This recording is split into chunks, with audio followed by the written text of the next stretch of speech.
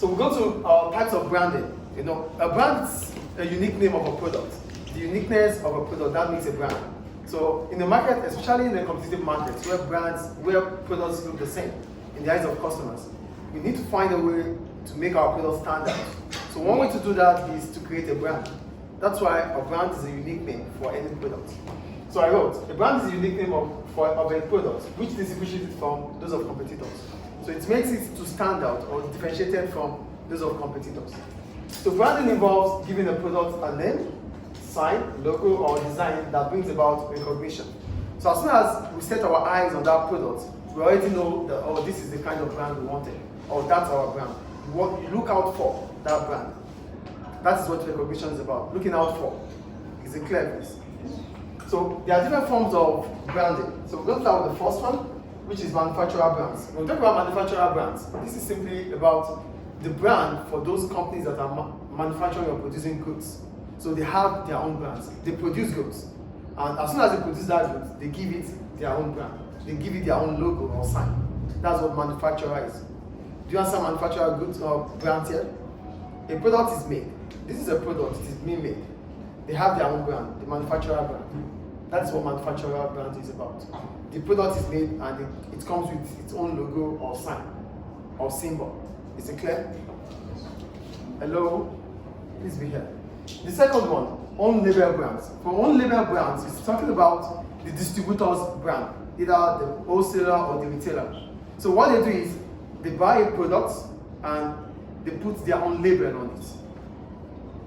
So it could be a local product. I could make a product, but I don't have a brand name. So I'm making this product locally, but I'm going to sell to wholesalers or retailers that will sell. But in the course of them selling, they create their own brand on it. Yes. So it's called private label. It could be called private. Yes. It's also private. So here, the business has, I produce product, but I don't have a brand name for it. I only produce for wholesalers or retailers. So they create their own brand and label it. That's own label. Do you understand own label? Another name for own label is a private brand. Is it clear? Is it clear, please? Yes. And the third one is generic brand. For generic, it means we give the name based on the origin of the product. So it's apple made, or we call it apple juice, based on the name. Do you understand generic here? The brand is named based on the origin of the product, where the product comes from. Do we understand? So these are the forms of branding that we could use. Any question about forms of branding? Any question, please? So go to the benefits. What are the advantages of having a strong branding? Number one, added value. It's not just not added value, not adding value here. You're not adding value, added value. Because when you're adding value, it means you're going extra mile for the business. So don't mistake adding value.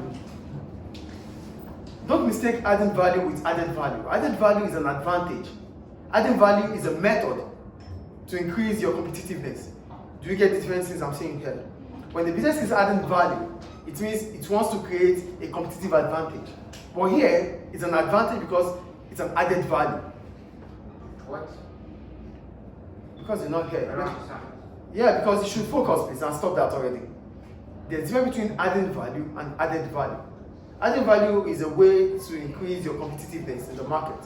So whatever you have to do that makes your product to be different from those of your competitors are adding value. That's extra mile you go to increase your competitiveness, to give you a competitive advantage over your competitors. Stop that already. Over your competitors is added value. But the advantage you get when you are able to become a strong brand is that it's an added value. So the value is being added. So customers see your product as intriguing, as interesting, because you have added value in the first place. Do you get the difference between what I'm saying here? Yes. Adding value is a way to increase your competitiveness. Added value becomes an advantage when you become a strong brand. To become strong as a brand, you have to add value. That's adding value. As soon as you become a strong brand, the benefit is that it's an added value to your product. So customers sees your product and they feel like, oh, this is the kind of product we want, based on what you have done in the past when you are adding value. Do you get why it is an advantage here? Adding value is a process. Added value is an advantage. Do we understand that, please? So, I wrote, a strong brand might look intriguing in the eyes of customers, as customers will see it as a product that captures their desire. Because you've put effort into it, you've put extra effort into it. So it becomes something that interests them. They always want to buy it. So whenever they see it, they don't see those of your competitors anymore. That's the added value. Do we get it?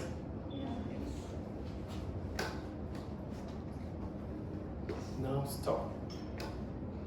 And the back down. The second one, ability to charge premium prices. Because your product has a very strong brand, it means customers would want to pay any amount on those products. It's a strong brand, like Apple. Whatever the price, there's Apple 16, iPhone 16 or 17, I don't even know. Which one? 16. So look at the price. The price is high, I believe so. But customers will buy. So because, why are customers buying? They're buying because the brand attached to it is a very strong one. So they will be able to charge premium prices, higher prices. Customers will pay. Because So the there brand... needs to be a high brand to change the prices. What? There needs to be a high brand to change the prices. To change your price. Premium prices. To charge. To charge you. You need to be a strong brand to charge premium price. Because a premium price is a higher price. A price that other competitors might not charge. If you don't have a strong brand, you can't do that. It's just about product, even services. If you're not strong, you won't be able to charge the prices that others cannot charge. For you to charge a price that others won't charge, you have to do something different with others. And what makes you differ is how strong your brand is. Is it clear? Do you get it now? So you can't, when your brand is not strong, you cannot charge a premium price because a premium price is a higher price. Any questions about that? The third one, reduced price elasticity. We know what price elasticity is, the degree of responsiveness between the quantity demanded of a product as a result of a change in price. So here, because your brand is strong, whatever the price you charge, consumers will not stop buying from you. That is what it means by reduced price elasticity. So the inelasticity of your product, the demand for your product will always be inelastic. Do you understand this or not? Reduced price elasticity means your product will be demand inelastic. The price of your product will be demand inelastic because you have a strong brand. If you increase the price, customers will still buy. There won't be significant change in the quantity demanded based on the fact that you have changed the price. It is not the same as premium price. For premium price, you are charging a higher price. Here, we're talking about a change in your price that will bring about consumers not buying or consumers buying. Are they the same? They are not the same. Here, you have the ability to charge a higher price because you have a strong brand. That is what ability to charge premium price is about. But here, we're talking about a change that might come if you have reduced or increased the price of your product. Especially if you increase the price of your product. When you increase the price of your product, because it has reduced price elasticity, consumers will still buy, which means the demand for your product is price inelastic. So customers will be emotionally attached. You are able to keep those customers for a long period of time. So irrespective of whatever the change in price is, they will still want to buy. They won't think about it. So this comes with customer loyalty. Do we get it? Yeah. A strong brand allows more customers to be emotionally attached to your product. So they always want to return buying from you. So this is what a strong branding will do. Any question about strong branding? No, stop it. Thank you.